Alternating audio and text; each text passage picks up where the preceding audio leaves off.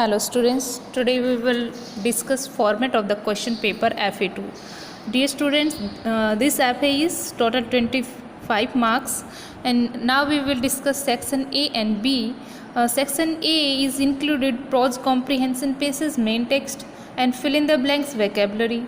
In prose textual question, main text, and section B is poetry comprehension stanza main text and figure of speech main text. Poetry textual question main text and supplementary reader textual question. In this video we will discuss figure of speech and poetry comprehension section B. Section A is completely discussed and section B is discussion on poetry comprehension and figure of speech. So student, let's start the video.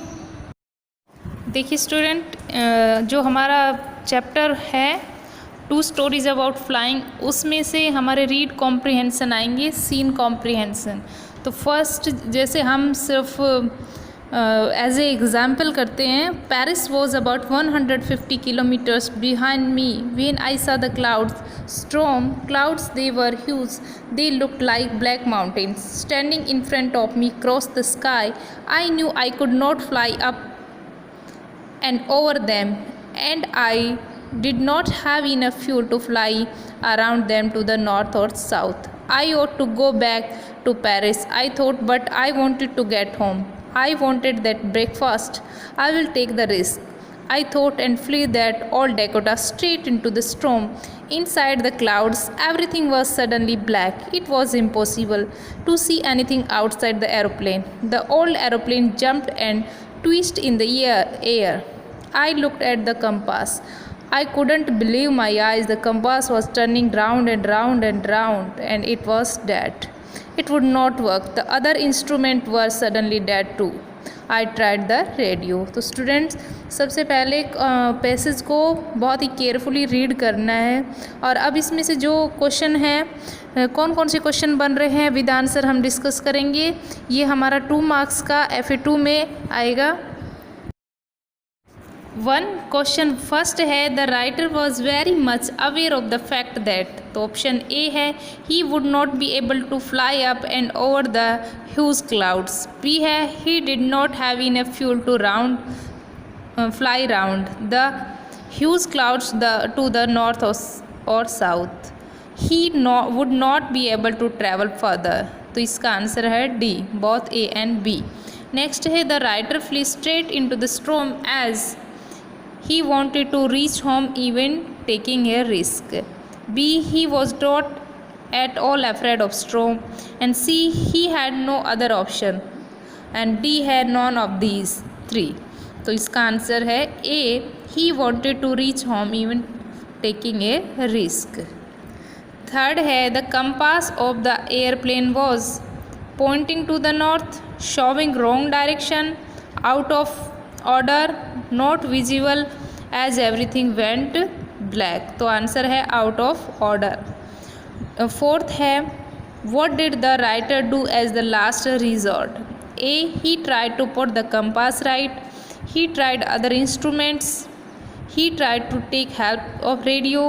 And none of these 3. Answer is C, he tried to take help of radio. Students, आपको इसकी practice करनी है, तभी आप ये possible हो पाएगा और आपको फुल मार्क्स गेन कर पाओगे. इसके बाद हमारा नेक्स्ट है fill in the blanks vocabulary. देखिए स्टूडेंट, यहाँ पे कुछ वर्ड दिए रहेंगे, ब्रैकेट में आपको वर्ड दिए होंगे. जैसे यहाँ पे हम एक एग्जांपल के तौर पे करते हैं कि ऐसा नहीं कि सिर्फ यही आएगा. तो आपको ये सेंटेंस की सेंस पता होनी चाहिए कि सेंस क्या निकल रही है, तब आप उसको अच्छे से कर पाओगे. जैसे गेल है, उसके बाद नेक्स्ट वर्ड है whirlwind, cyclone, hurricane, tornado and typhoon. तो फर्स्ट है ए violent tropical storm in which strong winds moves in a circle. तो सर्कल में क्या घूमता है आपको देखना है कि साइक्लोन. ठीक है, तो इस तरह से आपको इसके आंसर देने हैं. अब नेक्स्ट है एन एक्सट्रीमली स्ट्रॉन्ग विंड. तो इस पे गेल. थर्ड है a violent tropical storm with very strong winds. तो इसमें होगा टाइफून. फोर्थ है a violent storm whose centre is a cloud in the shape of funnel tornado. And fifth a violent storm with very strong winds specially in the western Atlantic ocean, hurricane.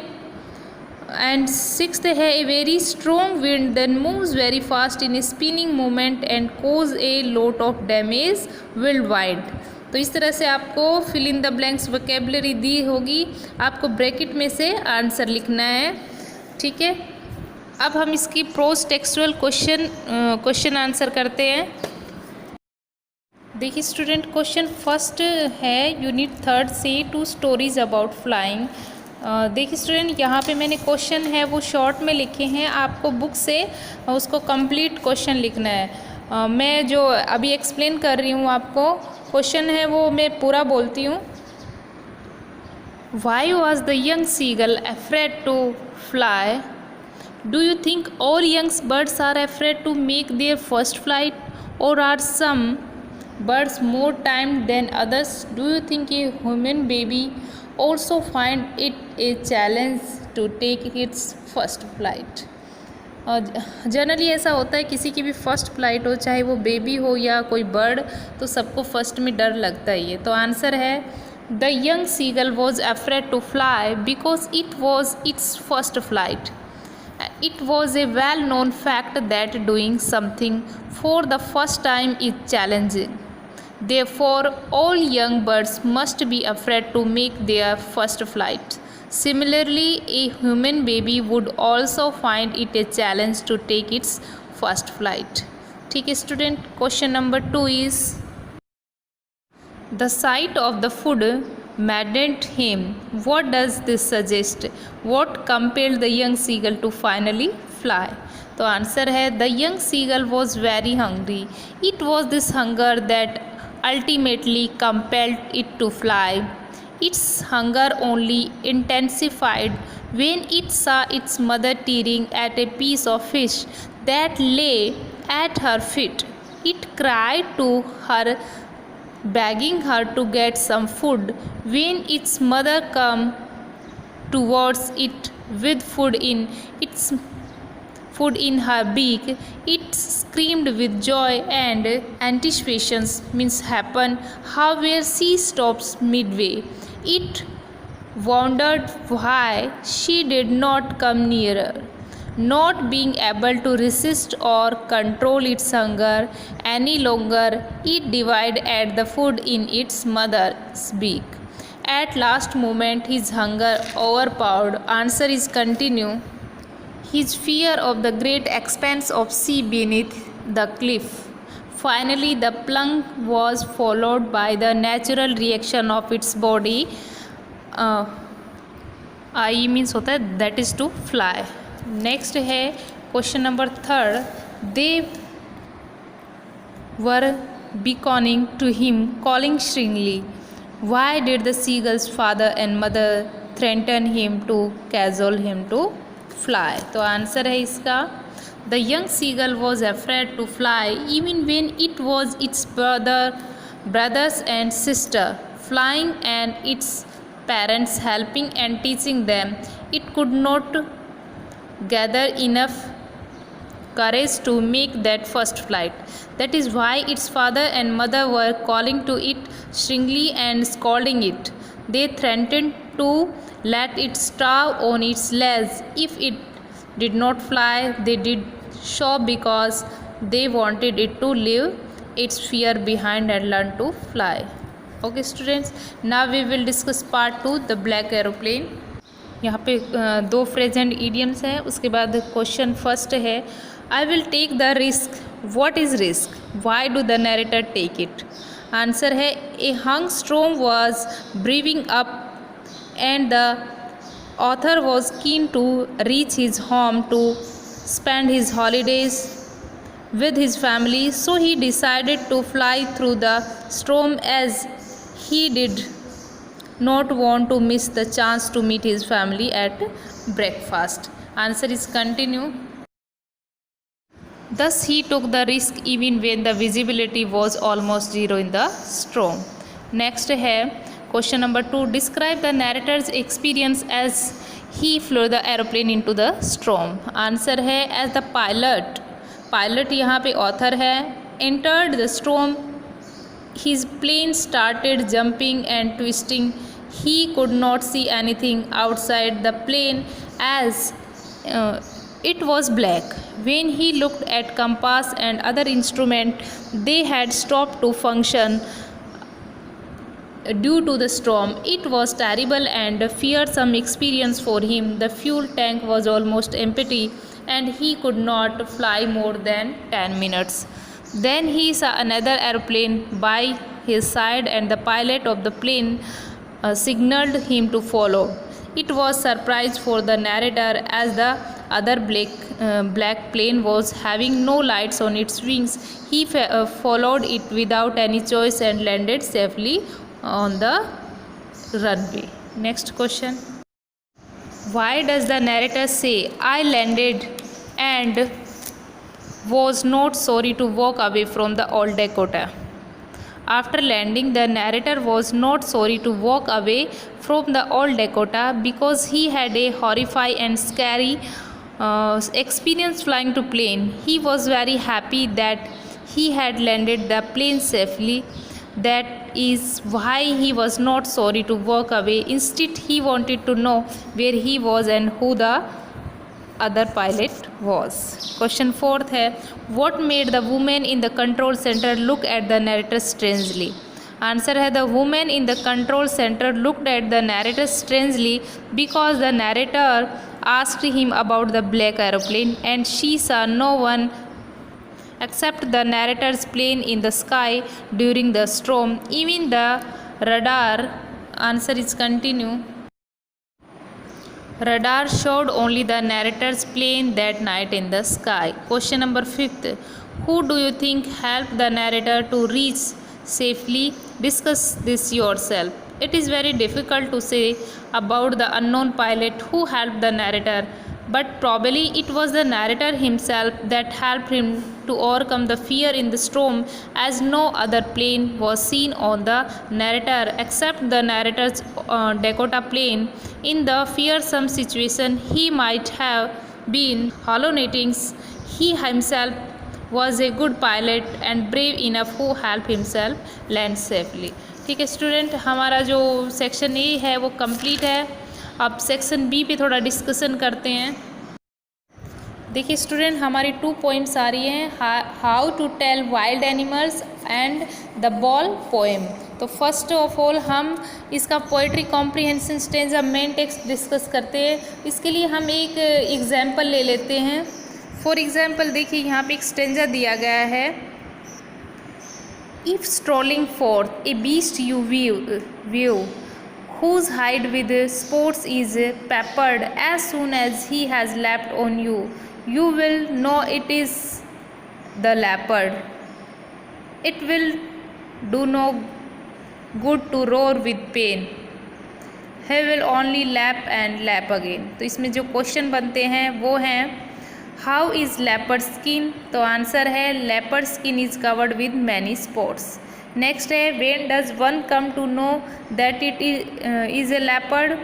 According to the poet, one comes to know that it is a leopard when it jumps on skin. Next है, what is the meaning of it will do not go? It means useless thing. और इस तरह और भी question आ सकते हैं, name poem और poet का नाम. तो इसके बाद हम इसके फिगर ऑफ स्पीच डिस्कस करते हैं. देखिए स्टूडेंट्स, हम सबसे पहले जो how to tell wild animals जो हमारी पोएम है उसके फिगर ऑफ स्पीच डिस्कस करेंगे. How to tell wild animals poem is written by Carolyn Wells. तो फर्स्ट फिगर ऑफ स्पीच है, और if some time when roaming round. तो यहाँ पे देखिए रोमिंग राउंड, तो यहाँ पे एलिट्रेशन. नेक्स्ट है, noble wild beast greets you. तो यहाँ पे पर्सोनिफिकेशन, जो ऐसी थिंग्स एलोकिंग थिंग्स को बताए पर्सोनिफिकेशन. नेक्स्ट है third number, it will do no good to roar with pain. तो यहाँ पे लिटोटीज आयरनिक अंडरस्टैंड के लिए यूज होता है. Fourth, he will only lap and lap again, तो यहाँ पे एलिट्रेशन है एल एल के वजह से और रिपीट हो रहा है इसीलिए रिपीटेशन है। फिफ्थ है, if when you are walking round your yard, तो योर और यार्ड में एलिट्रेशन है। Who hugs you very very hard, तो यहाँ पे ए और बी रिपीट हो रहा है और पर्सोनिफिकेशन भी है। हाइनास, सेवंथ है, hyenas comes with merry smile, तो पर्सोनिफिकेशन ऐसी अलौकिक थिंग्स के लिए यूज होता है जिस चीज़ों पे सुपरनेचुरल थिंग्स पे कि हाइनास है वो स्माइल के साथ आती है। नेक्स्ट है, but if they weep they are crocodile, तो यहाँ पे होगा हमारा both A and B, metaphor और पर्सोनिफिकेशन। मेटाफर हिंदी में जिसको रूपक अलंकार कहा जाता है, ये मेटाफर इमेजिनेशन हो वहाँ पे, और personification. If there is nothing on the trees, तो फिर से यहाँ पे लिटोटीज़ है क्योंकि ये फिर आयरनिकल अंडरस्टैंडिंग को दर्शाता है। बयान, जो जिस चीज़ में किसी चीज़ के लिए बयान दिया गया हो वहाँ पे लिटोटीज़ होता है। Now we will discuss figure of the speech, the ball poem. Choose the correct figure of speech use in the following lines. what is he to do, तो all of these three, repetition भी है और alliteration भी है और यहाँ पे interrogation भी है। what रिपीट हो रहा है इसीलिए repetition, alliteration W same sound है और लास्ट में इंटरोगेशन है तो इसीलिए all of these three. No use to say O there और अदर बोल्स, तो यहाँ पे फिर लिटोटीज है। Third, as he stands reached trembling starting down, यहाँ पे इंटरनल राइम कब होती है, आंतरिक तुकबंदी कहा जाता है इसको, जब जो हमारी इनर थिंग्स है उसकी बातें हो। फोर्थ है, I would not intrude on him, तो यहाँ पे फिर लिटोटीज है। Fifth, balls will be lost always little boy, तो यहाँ पे एपेस्ट्रोफी का यूज़ हुआ है तो यहाँ पे एपेस्ट्रोफी फिगर ऑफ स्पीच होगा। नेक्स्ट है sixth number, well behind his desperate eyes, तो यहाँ पे ट्रांसफर्ड एपिटेट होगा क्योंकि डेस्परेट आइज़ एक फ्रेज है, जब फ्रेज या ईडियम्स का यूज हो तो वहाँ पे ट्रांसफ़र एपिटेट यूज होता है। Seventh, knowing what every man must one day know, तो यहाँ पे एलिट्रेशन भी है और रिपीट हो रहा है, नो तो रिपीटेशन भी है। लास्ट है, and most no many days how to stand up, यहाँ पे एलिट्रेशन आएगा। Our figure of speech is completed. Students, next हमारा सेक्शन बी में पोएट्री टेक्सटुअल क्वेश्चन और supplementary reader is left because this video is very lengthy and but it's very helpful, so don't skip it and write revision in your notebook and learn also. Thank you.